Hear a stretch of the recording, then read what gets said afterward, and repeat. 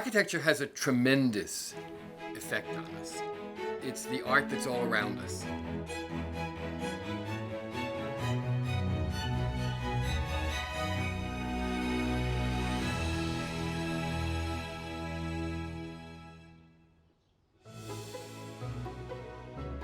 Architecture should be a safe place, an exhilarating place, a beautiful place, an inspiring place. Doesn't always manage to do that, of course. Not all architecture succeeds at that, but the best architecture does. And it has a subtle but constant effect on us. Everything about it, the light, the shapes, the feeling, the touch. It affects all the senses, really, although, of course, it's mostly visual. Architecture, for all of the 20th century, has really had almost two parallel tracks, we could say.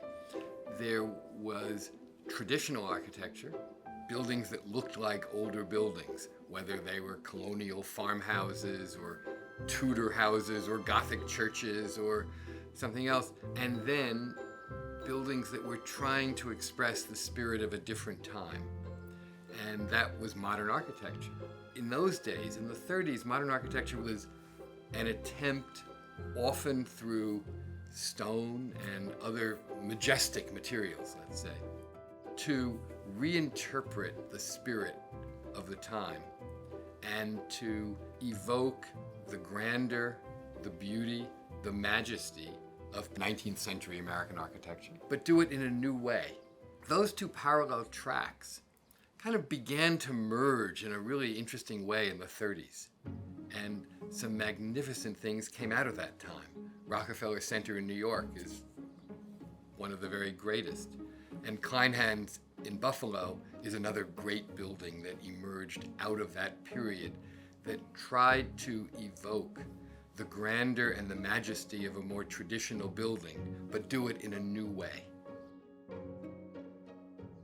The architectural heritage of Buffalo is one of its great selling points. It is the only city in America, other than Chicago, that has buildings by Henry Hobson Richardson, Louis Sullivan, and Frank Lloyd Wright, the three greatest figures to have come out of 19th century American architecture.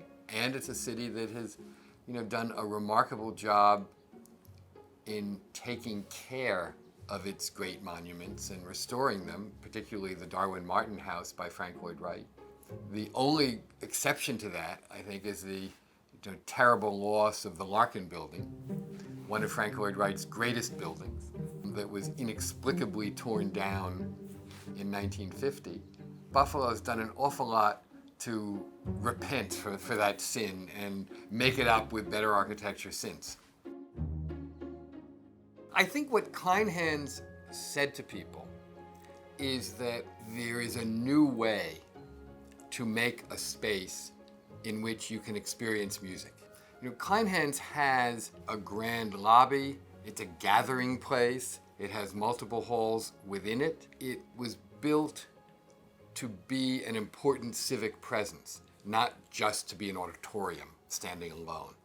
The Saarinens blazed that trail in music with Kleinhans because there had been no major concert hall built in the modern architectural language in the United States before then.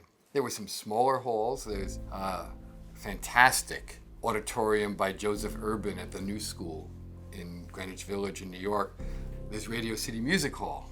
There were a few other unusual, important things before, but not many.